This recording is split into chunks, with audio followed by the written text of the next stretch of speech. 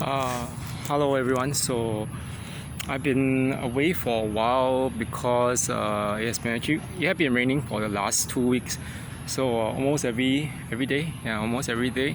So I didn't want to get out, actually get drenched, and also because I think that this right now around this time, I was so busy doing other stuff, and I didn't want to get sick before anything else. Getting out and everything. Yeah. So but anyway, I'm back. So I'm making some videos. Actually, I'm gonna make about 2 videos, I think. Maybe not immediately today, but for now, I'm actually going to make one video, and I'll get back to the other one maybe tomorrow or after. So okay, today I'm actually going to make this video about the things that hinder you from healing. Okay. Things that set you back in your recovery from narcissistic abuse. And I believe that most of us have been devoting a lot of time on to what to do to recognize narcissistic behavior, the effects it has on us, and things like that. But we don't exactly think about what to do when we actually when we do really fall prey. We don't really think about how to recover faster, or even about removing ourselves from things that actually set us back. So I just came out with 3 pages of notes, and just to based on my own personal experience and what I read, and so basically, so that I think this will help us a lot actually, and also to recover and to work on ourselves better. Okay, the first thing that I think actually hinders us from healing from narcissistic abuse is actually toxic hope. I know that everyone thinks that hope is a good thing, and while it's true in most contexts outside of abuse, in the context of narcissistic abuse, toxic hope is never really exactly the best, because in this case it's toxic because you keep on hoping and hoping that they will change, and that they will actually start realizing that maybe they have made their mistakes, and that they will hope. You keep on hoping that they will just somehow turn back, do about 180 degrees turnabout. But obviously we know that it doesn't happen, and as my actually Russian friend used to tell me. She used to tell me this saying that that is in Russian. It's like hope is the last thing to die. Yeah, that was the translation from that Russian saying. And she said she had a joke once, because her name actually in Russian means hope. Yeah, that's her name, Nadia. So she said, I'm the last one to die. Because but I mean, the joke aside, we know that hope is not exactly the healthiest in a narcissistic relationship. Because it makes us stay longer than we actually should, and even after it ends, we still keep on hoping that the person will change for the better. So we don't want to give up hope. We keep on trying to go back to them, maintain them in our circle, or our in a loop, so that it ends up causing us to regress in our recovery. Okay, speaking of which, this brings me to the second point. The second point that hinders us from recovery is actually still keeping in contact regularly, yes, or being in the loop about the narcissist and the flying monkeys. I'm not trying to condemn anyone, or because I know that most of us after discard will tend to do things like checking up on the narcissist and their whereabouts and what they've been doing. And sometimes if we come into contact with flying monkeys, these flying monkeys will keep on feeding us news, and if they don't feed us news, they'll be like, bring up the narcissist and to try to guilt trip us and shame us. I mean, I have had my fair share of such people in my life, and sometimes it takes a bit of coming down on our boundaries to say, that's it, I'm not going to do it. I'm not going to stand for this violating of boundaries, and I don't want to hear any more news about the narcissist. And then you block the person. and even the flying monkeys too. So yeah. So the third point is feeling to take care of yourself, and feeling to focus on your inner healing. So okay, the problem with a lot of us as more empathetic people is that we often suffer from the fixer syndrome.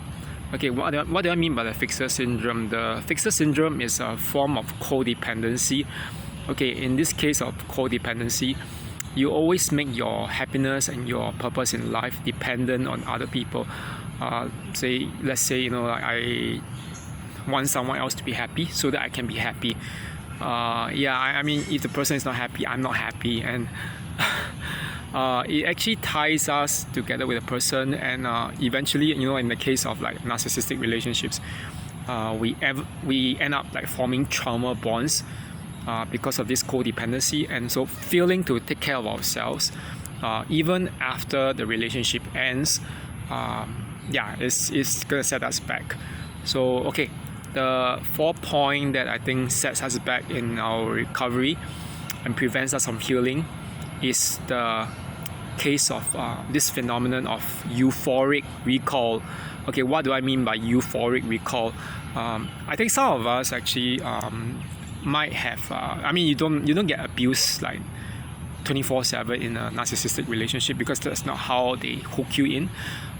There will always be moments when they are actually much better to you, they're kinder to you, or if not kinder to you, at least they are less nasty to you. So what they do in those moments would be to they normally engineer a few moments when they're actually very kind to you, when you actually really miss those moments. I can't explain fully the dynamics of why such things happen, but the closest to explaining it is actually the love bombing stage.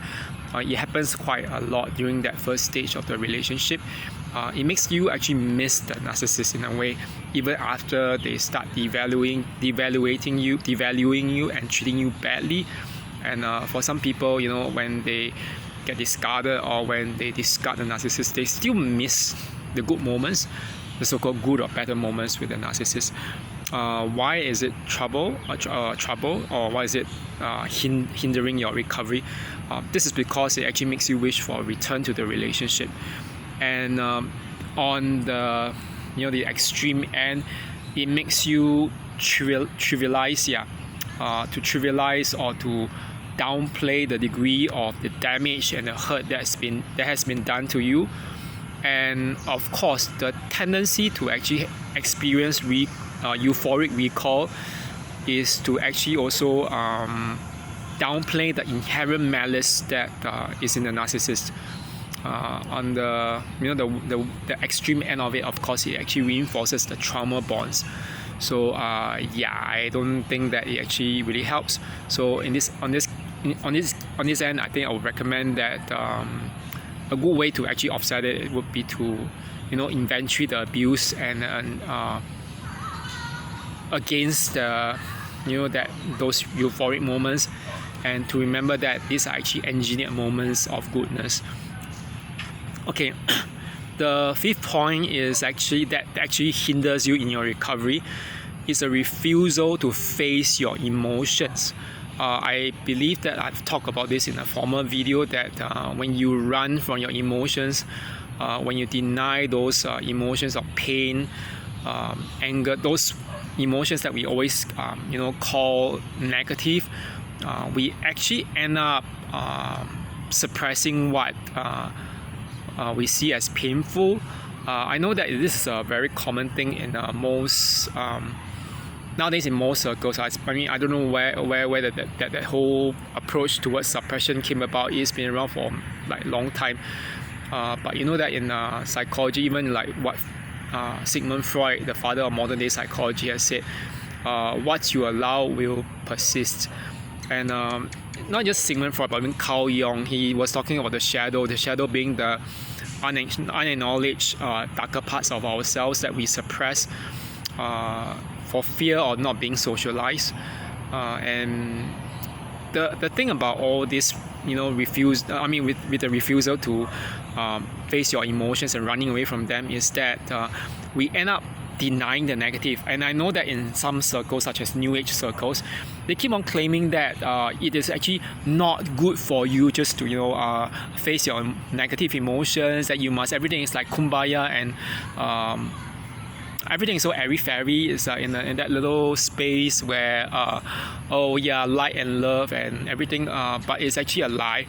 From my point of view, it's a lie, because the fact is, the narcissist or even the narcissistic relationship actually activates certain emotions related to your shadow.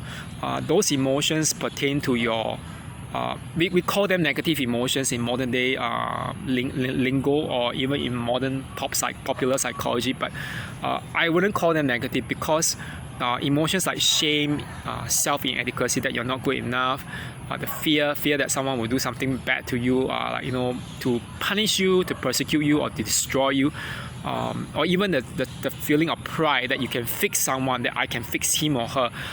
All these so-called negative emotions are actually emotions that we need to face. And the truth is that refusing to face them will actually prevent us from realizing that the narcissist will never change. Okay, if we refuse to face those emotions, we will also refuse to be responsible for ourselves, for our own healing, which itself is not a healthy way of coping. So yeah, I would recommend facing those emotions. And of course, it brings us back to the sixth point, which is a related point, and I'm not going to actually talk about this in detail, but I believe that I've talked about this before. The sixth point that hinders you from actually recovery is a sense of dependency, a sense of dependence on the narcissist. This sense of dependence need not be emotional. It could be financial, it could be physical, like maybe you are not making much money, you are like a retired housewife or something like that, or you have some health issue or disability, and you rely on the narcissist to bring back money to you into the household to contribute. And because of that sense of dependency, you keep on tying yourself to the narcissist, thinking that if they are better to you, that your life will be better. But the truth is that that source of that reason or factor of dependency is actually making you their victim, and it actually makes you dependent on them so that they can further abuse you. So I would recommend, of course, asking yourself where you have formed such cases of dependency on the narcissist, and to try to break free from that. Okay, the other thing which is actually related to the second point, other than I've talked about still keeping in contact. The other thing is actually being kept in the orbits of flying monkeys and the abuser's allies or friends. Okay, down here I don't exactly just mean anything about news, but I actually mean things like being subject to the abuse of the flying monkeys and the allies and the friends or whoever is on the narcissist side. If you keep them around you to abuse you, in a way it's actually abuse via proxy, and it will definitely hinder you in your recovery.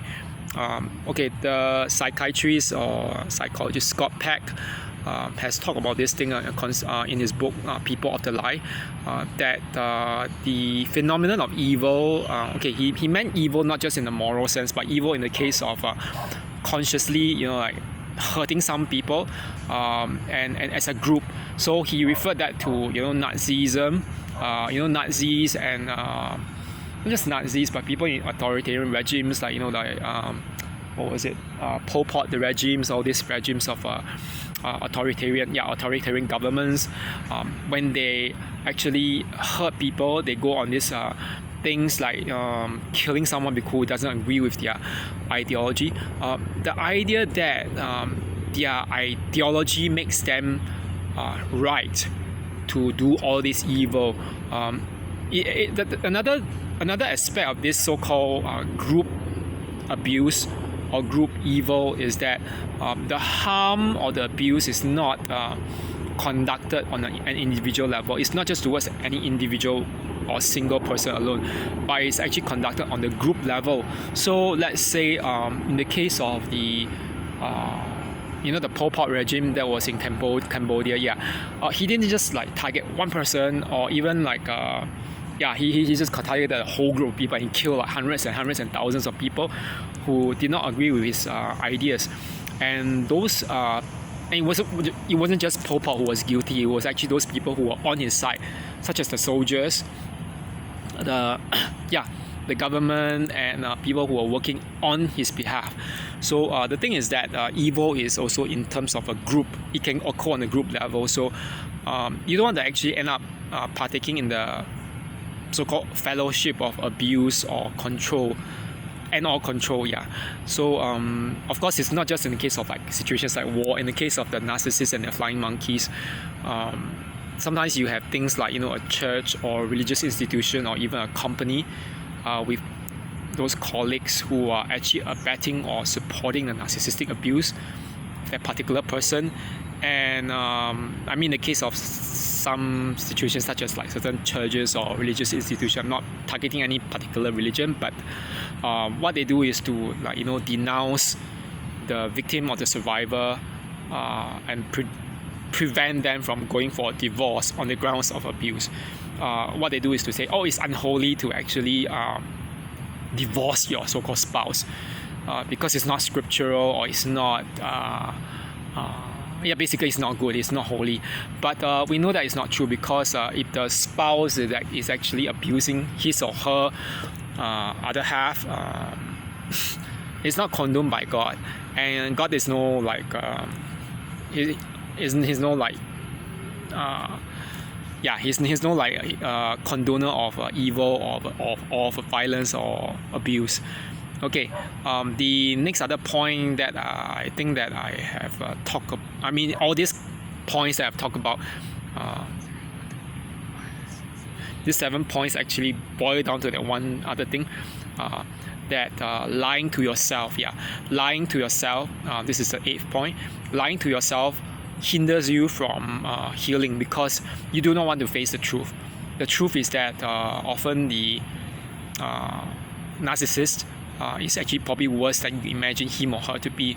Very often, I think a lot of us tend to have this thing where we, when we try to recall what happened, when we actually tell a friend or someone who is on our side about it, and then that friend or that person on our side will just say, that it's actually way worse. Why do you stay on? It's like I had a friend was telling me that, like, why do you stay on? What the F? At the point in time, I wouldn't realize that it was really that bad. That was like maybe 6 years ago. But now, in retrospect, when I look back at what my friend had said to me, that female friend, she was like, she didn't feel like, it's not as if that particular ex in your life was like imperfect. And why is it like that you're being single and everything was like nothing's good about you when you were like bending over backwards for this bunch of people, and it's not just one person, but it's a whole bunch of them. And I realized that lying to myself wasn't essentially good. And I probably have told you about EMDR, that it was what I started. I've been in a few sessions, and the first few sessions were mainly stabilization, trying to find a safe space emotionally, followed by 1 or 2 sessions of like retracing my memories, those traumatic memories, and trying to put them where they belong, so that I don't need to actually basically live in the past. There are certain takeaways, and I realized that I wasn't a doormat. I'm not going to lie to myself to say that it's my fault. It's not my fault. So basically, the truth is this: lying to ourselves actually can hinder us in our recovery from narcissistic abuse. Okay, the next other thing, which is one of the last point, this is probably the last point, is holding on to blame, resentment, and hatred. It will actually, holding on to blame, resentment, and hatred will actually hinder you from healing if you do not deal with it. So I'm not saying that you have to forgive the narcissist, because to forgive them it often requires so-called letting go, in the sense that you do not seek vengeance. Right now, I don't seek vengeance because I know that they are living their lives in hell. It's a living hell on earth. But to forgive them, no. It's like saying that you can go and do whatever you want to do, and you just say, okay, God has forgiven you. No. Will you say that? Let's say if Ted Bundy has killed over 30 women when in the 60s when he did all these crimes, and would you tell that to the family of those people who have been killed by him, telling them, oh, please just let it go? You wouldn't do that, would you? Because he's a psychopath. And I mean, yeah, he murdered them physically, but narcissists murder the spirit. And so if you were to just help people there, can you imagine the degree of the harm that you're doing? Okay, but I believe that somehow holding onto this hatred and blame and resentment will actually prevent you from healing, because you are more concerned about them than about you. It goes back to the whole thing about us, the fact that we are ultimately responsible for our healing. Okay, I'm going to actually talk about this particular analogy that the life coach or healer that Melanie Tonia Evans, she's based in Melbourne, Sydney, in Melbourne, Australia, that she had given to an audience in one of her videos. She said that, let's say that when you're stabbed in the back with a knife or an arrow in the back, would you just go and keep on blaming the person who does that to you? I mean, you keep on blaming, yes. I mean, you know that you are aware that it's there at your back, but you do not actually go about, curing or binding those wounds. So the question then to ask ourselves, based on this analogy, is this: you keep on blaming your assailants, the one who attacks you, or do you focus instead on healing that wound, to bind the wound and to make sure that you stop bleeding? Because we know that if we do not actually heal and bind that wound, you're going to keep on bleeding. And in some extreme cases, that the blood doesn't clot. For those who are actually suffering from blood clotting disorders, you might die. So it goes back to the same thing with narcissistic abuse. Are you going to keep on blaming and forgetting about taking care of yourself first? I think that this whole thing with constant blaming, resentment, is that it actually really stops you from focusing on your self-recovery. And I think a very good example, I don't want to just say that all abuse forums are like that, but if we actually go into some abuse forum groups let's say in Facebook or social media, a lot of these groups are kind of a hit and miss thing. Okay, when I say hit and miss, I'm not saying that they totally are just like, oh, you should just avoid them, but we should actually approach them with a very conscious mindset, a very self-conscious mindset, and we shouldn't always buy everything they say. Take everything with a pinch of salt, especially because we know that some of these people who are posting there, they are still stuck in the victim mentality. In the least serious case, they are just victims who have not really recovered. So all they do is to actually more or less just rant and blame the narcissist or whoever is in their lives. I mean that's fine, because we all need a place to vent. But there's a lot of this toxic dumping too, and in the case of toxic dumping on these forums, I think I found that I always get triggered when I was actually on a number of them, because some of these actually end up blaming all men, and it's like, you mean are all men narcissists? No. And sometimes I think that you forget that even some women can be narcissistic themselves, and a lot of these particular forums, like narcissistic abuse forums, they are a bit dodgy or shady, because I think that they are being infiltrated by narcissists. And what are all these narcissists doing? Some of them are trolls, but some of them are not trolls. Some are just lurkers. They lurk around in the shadows. They live off all these abuse stories of the victims and the survivors vicariously. So it's like, they get a high when they read about all these stories. And I mean, it's pretty sick. But why are you doing that if you are not exactly helping someone? Why then are you actually enjoying their, at least at least you shouldn't be living off their pain. But we know that some of these forums have people like that, and the problem that I have is that a lot of these forums don't actually encourage us to recognize the responsibility we have in healing ourselves, in our own recovery. Yeah, we have a lot of responsibility for ourselves, and I'm not trying to trigger anyone, but I think it's important for us to realize that. And we can keep on, of course, we can keep on blaming the narcissist, and I know that no amount of punishment or whatever, or repentance, I mean, if they ever can repent on the part of the narcissist, can actually atone for what they have done to us. These people are just evil. They are sons of and daughters of Satan, or the Jezebels and whatever, the Delilahs and Leviathan spirits. But the thing about them being demons is like we are more powerful than we realize, and instead of just constantly blaming and harboring resentment, why don't we focus instead on the love we have for ourselves and for those people who truly matter. I mean, I kind of realized this, especially when like just now my sister came back with my mother from an errand. My sister took a half day of leave off from her work, and then now she just actually went to fetch her two daughters in the kindergarten, and they are in preschool. Now her husband has basically fetched her back home.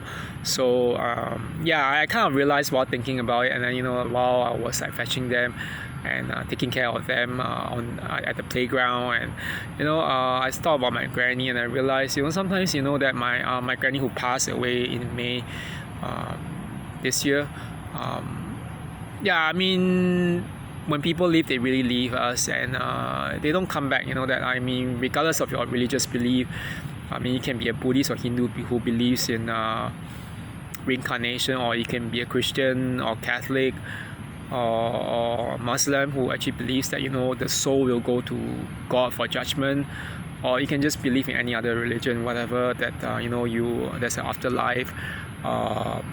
Maybe the afterlife is a good one. What we know is just like a mirror of the life we had on this earth. I think that the important thing to realize is that our life, we only have this one life that we can live. Regardless of whether you have another life or not, it's not going to be the same life that you have. And instead of always, thinking about, like how to make things better with the narcissist, or even how to make someone pay for what they've done to you, why don't we actually focus instead on making our lives better without them, okay?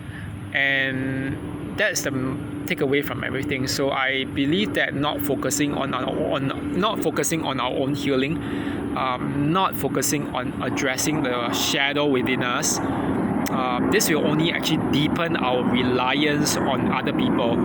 And what do I mean by the reliance? It's the reliance upon these other people to heal that which we are actually responsible for. In this way, we are putting our power in their hands. Why should you be putting your power in the hands of other people when you can actually recover? It's like, you have a wound here on your leg. You can actually, put a band-aid or whatever, and put all the medication, whatever. And then you, instead of doing that, you actually tell the person who abused you, who actually cut you, to put the medicine there. Would they do it? They wouldn't do it. They're going to keep on slashing you even more. So, I mean, this is something that is not very logical on our part as empathetic people, but we keep on doing that, and that actually makes us experience a lot of setbacks in our recovery. So, okay, so the takeaway is that not focusing on this healing will actually set us back, because it actually makes us fail to redress our own inner flaws, the things that made us fall prey to the narcissist, and it also deepens our reliance on other people. Okay, so ultimately we are responsible for ourselves. Yeah, we are responsible for ourselves, and in fact, giving up on changing the narcissist or the narcissists, okay, the plural, is utmost to our own healing. So So that's it for now. I hope that everyone has a good rest of the day. Going back to work tomorrow. So yeah, today's my off day, so I actually feel quite good, but I'm hopefully recovering from this cold sore down here. It's just not really nice, but it's been peeling off. So I don't know why I'm having that. I guess I've been had a blister or a cold sore, whatever that is. It's been better off after applying cream. And a lot of the noise here is because of the the airplanes. Okay, so I hope everyone has a good day. So I'll see you all again in the next video, and have a good one. Okay, bye bye.